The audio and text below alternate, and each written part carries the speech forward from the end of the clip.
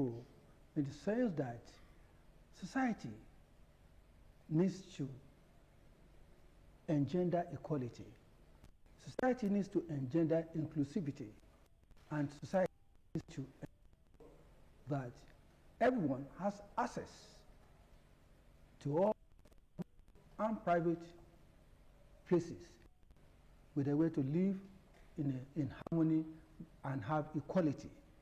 Well, we are talking about disability law, progress, challenges, and the way forward.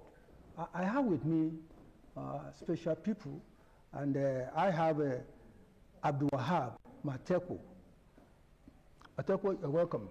Thank you very much for having me. Abdulwahab Matepo is the Interim National President, Spinal Association of Nigeria. You are heartily welcome. Thank you very much for having me. And I also have with me Oluwatomisin Olatayo. Oluwatomisin Olatayo is a journalist, gender specialist, and inclusion strategist. You're welcome. Thank you very much, sir. It's a pleasure having you. Thank you. Well, the issue at stake has to do with the Discrimination Against Persons with Disability Provision Act of 2018. And we have found out that there have been a progress and there have been bills that have been signed and gazetted in some states. Please, can you give us an update, Matepo? Yeah. Thank you very much. The National Disability Law, the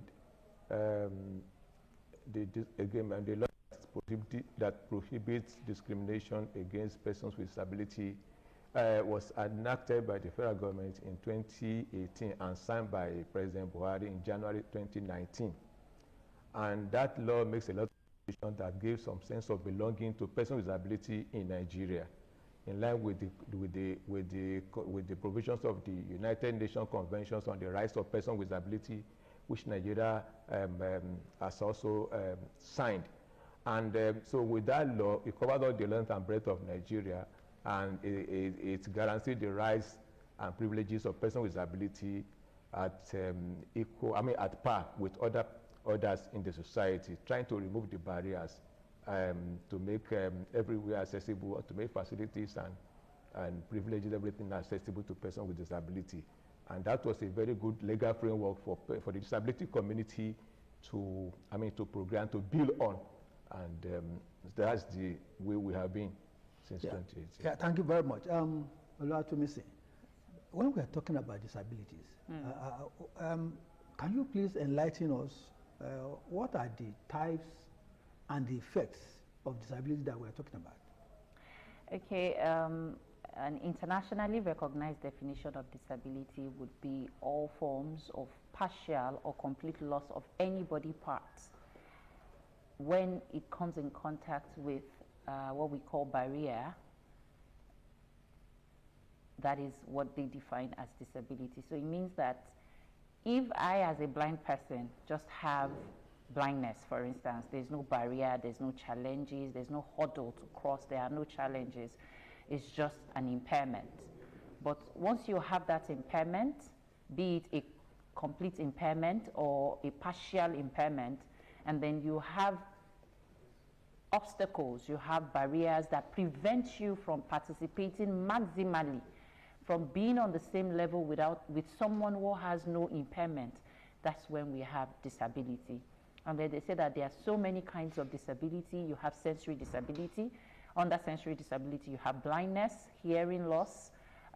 You have persons affected by albinism because, of course, their sense organ, the skin, and their eyes are affected in their own kind of disability.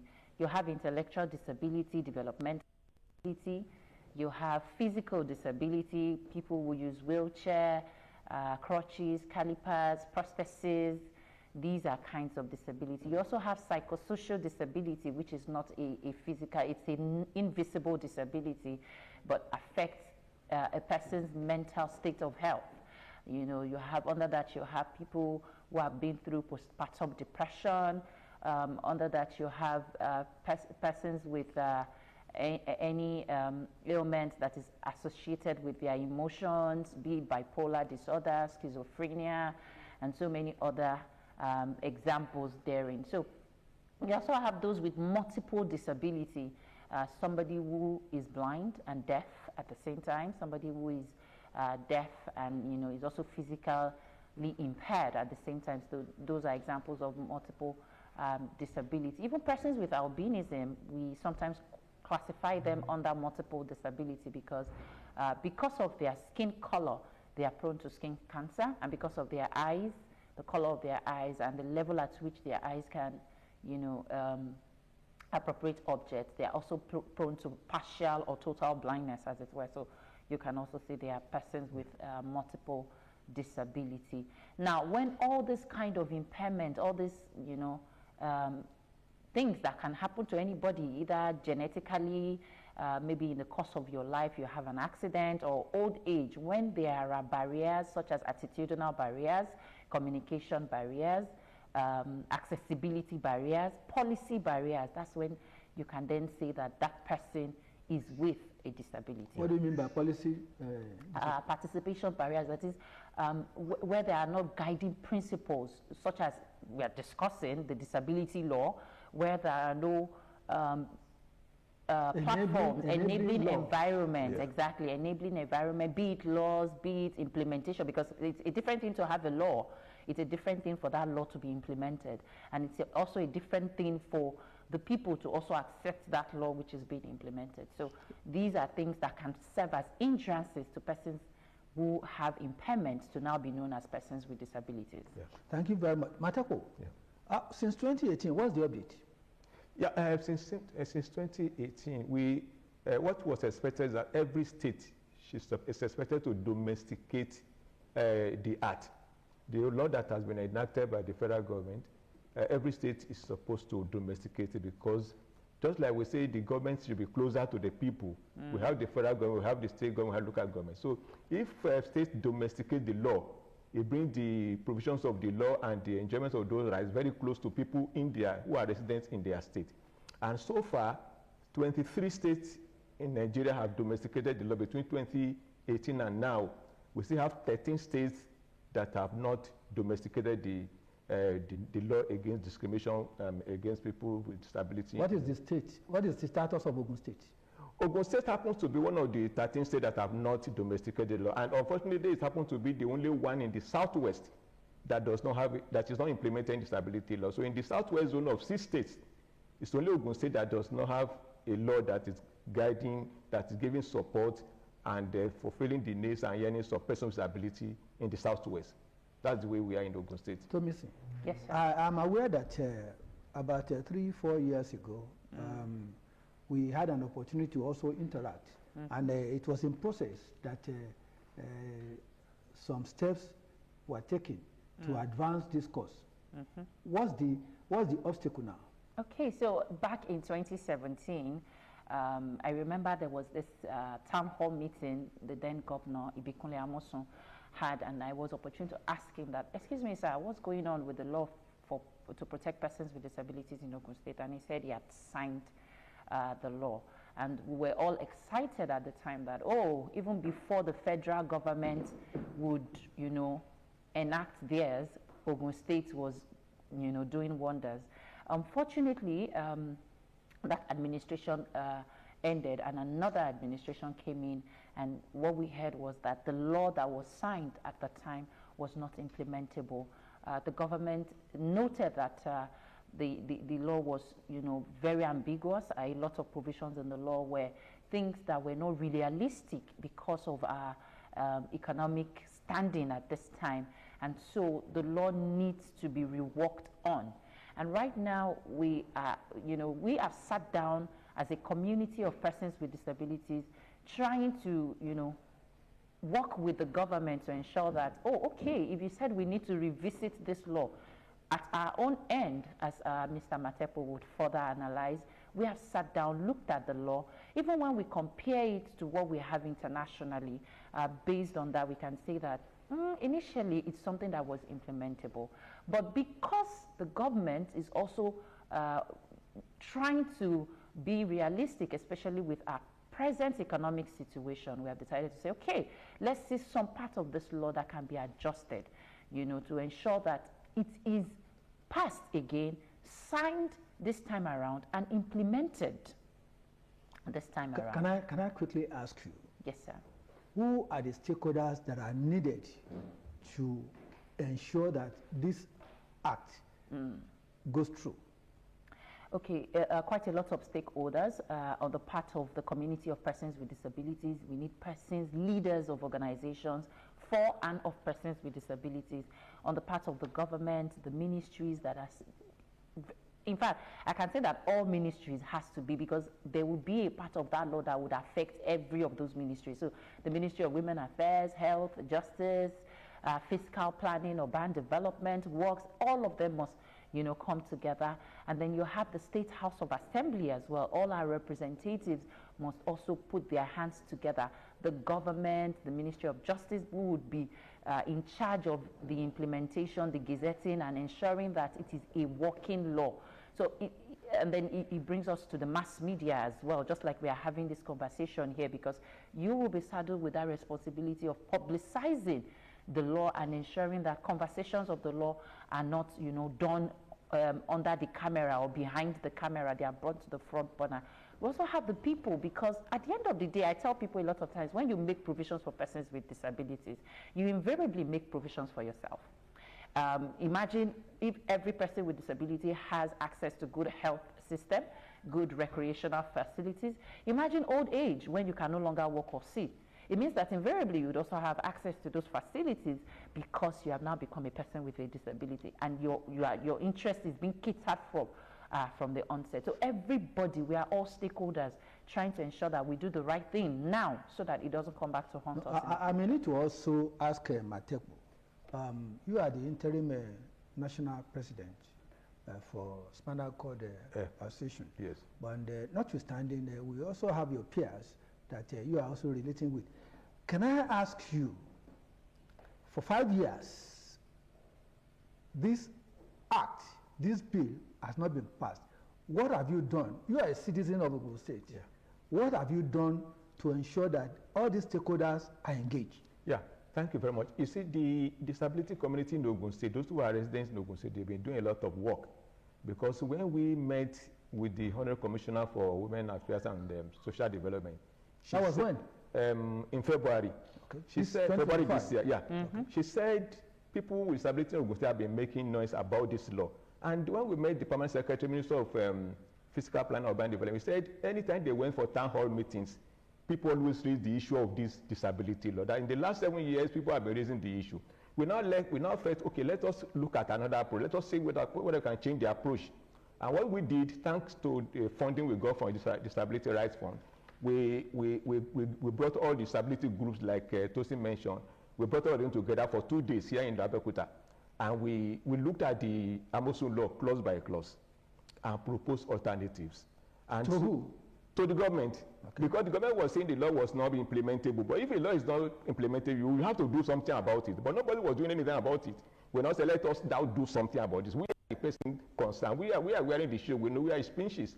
So let us sit down and look at the law. We got a consultant, and we sat down together here in Ogun State with all disability groups. For 2 days, we looked at the Amosun law clause by clause. And then we came up with alternatives to those provisions. And then we now packaged the two, which is what I have with me here now, the old law and the new proposed amendments.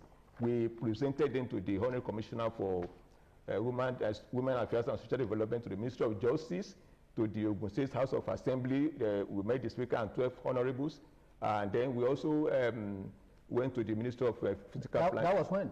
That was in March, just 3 months ago. Okay. So we did all this, and then we presented. We said, look, everybody has been saying the law has done, it cannot be implemented. Now we want to do what can be implementable.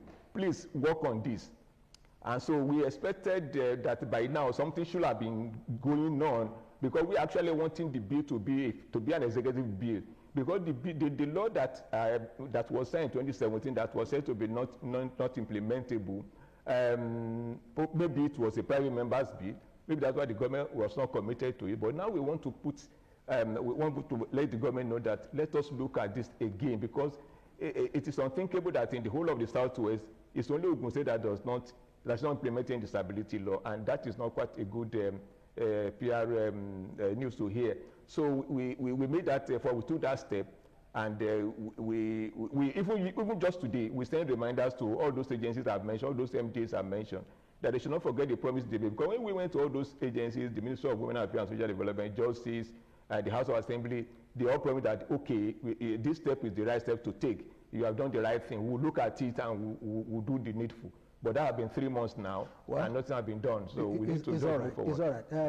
Tomisin, I want to ask you, what has been the negative effect of this law not being in action? Okay, so one of the negative effects of not enacting a disability law in Ogun State is that discrimination abounds.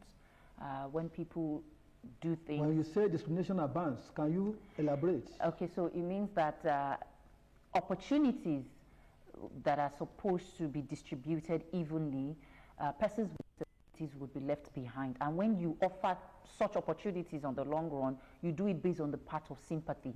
You do it because, oh, these people, they are our people now, let's try, you know. You're not doing it because it is the right thing to do. You know, when they say where there is no law, there is actually no sin. Nobody can be seen to be committing an offense. Infrastructures in Ogun State are highly inaccessible. You know, I remember going... Like? Okay, so let me take, for instance, the Ministry of Physical Planning and Urban Development. We were there to see the commissioner and all of that. And we couldn't have our meeting where we were supposed to have the meeting because it was highly inaccessible for our members. So many other infrastructures, public places. You go to banks. When persons who uses wheelchair approach bank, they are asked to stay outside while they bring the cashier and everything to them outside there. You know, even as our children are being affected, you find out that we have more of segregated schools in Ogun State and less of inclusive schools when we should actually be practicing inclusive education. You go to an hospital and there are no facilities for you. They are looking at you like you fell from the sky. You know, that guiding principle is not there. Opportunities, when you say, okay, opportunities for employment, at the federal level, you say 5% should be reserved for persons with disabilities. Is it the same way here? I remember back when Governor Amosun at the time was offering opportunities, employment opportunities for young persons in Ogun State. Out of 100 that was done, he said he was going to give persons with disabilities 10. But when you look at it, actually, did we get up to 10? You know, and that's because it could do that and go free because there's no law. There's nothing to hold him accountable. Let me quickly interject here. Is it government responsibility alone? It's not, and that's why I'm saying that when there is a law, for instance, if I walk into, I've been to a lot of private stations in Abeokuta here, not because I am not qualified for that job, not because I do not have what they want or I do not project what they want, but because I'm a person with disability. I've gone through an interview here in Ogun State. I went through the written interview. I did the oral interview. Everybody was smiling and impressed, only for me to hear that, oh, you're a person with disability. How would you cope? The only slot we have is at night. How would you work at night? And so, madam, we're sorry, you know. But if there was something to that effect that, no, you can't disqualify me on the basis of my disability. I qualify for this opportunity, and I should be allowed to participate without any barrier. Let me ask Matepo. Contemporarily, yes, when we compare Nigeria with other nations, yes, what do you think should be in place? You are comparing heaven and earth together. You mean the differences are so enormous that if you go outside the shores of Nigeria, you see how persons with disability are integrated into the daily lives of everybody. You know, there's nobody here, like Tomisin said, if you go to public places, they'll be looking at you in Nigeria. What do you want here? Now you can see if our ladies are pregnant, for example, they go to the hospital, they say, who did this to you? As if people with disability are not supposed to be pregnant. Who is the wicked man who did it to you? Meanwhile, in Europe and in America and other places, these are normal things. You go with your scooter, you go to shopping mall, you go everywhere. Now, even in Nigeria, to enter some places, they will tell you they don't want wheelchair users. Something happened last year at the Murisala Mohammed International Airport here in Lagos, when the son of somebody who was a former governor here wanted to buy some snacks from the history. They told him straight away that you're on a wheelchair, we won't allow you to come to enter. So the way forward? So the way forward is for the government, like Tomisin said, the way forward is for the government to do the needful. They mean it is, the government is supposed to enact the law. Everything that we are getting now as people with disability is just on charity. And if, like, I must be very frank, let me tell you that the Honorable Commissioner for Women Affairs and Social Development is very, very friendly to the disabled community in Ogun State. But what if she lives there tomorrow and another person is appointed the commissioner? There could be differences, and all these things she's doing is not institutionalized. It's just personal, doing it out of her personal conviction and volition. But if it is a law, like Tomisin said, if you do not give me what the law says, I can hold you accountable. I can take action against you. But there's nothing for us to fall back on in Ogun State. People will do it and say they are doing charity solely. This is only what we can do, and we are doing a favor as it were, and so you have nothing to say. Tomisin, yes, sir. Your final word. Okay, so my final word would be to plead with all stakeholders that planning for persons with disabilities is invariably, like I used to say, planning for ourselves. Nobody is cursed because of disability. Disability is a phenomenon that can happen at any point. And so if we do not plan for the future now, it means that when that future comes, we will not have anything to fall back on. And so I'm just going to appeal to everybody from all ministries concerned, the State House of Assembly, the executive, to ensure that we have a working disability law in Ogun State. It's the right thing to do. It's noble, and it doesn't cost so much if we look at it on the long run. It's a pleasure having both of you. I want to appreciate Oluwatomisin Olatayo for being here today to speak on behalf of the special people of Ogun State. Oluwatomisin Olatayo she's a journalist, gender specialist, and inclusion strategist. She's also with a blind group. Foster, yeah.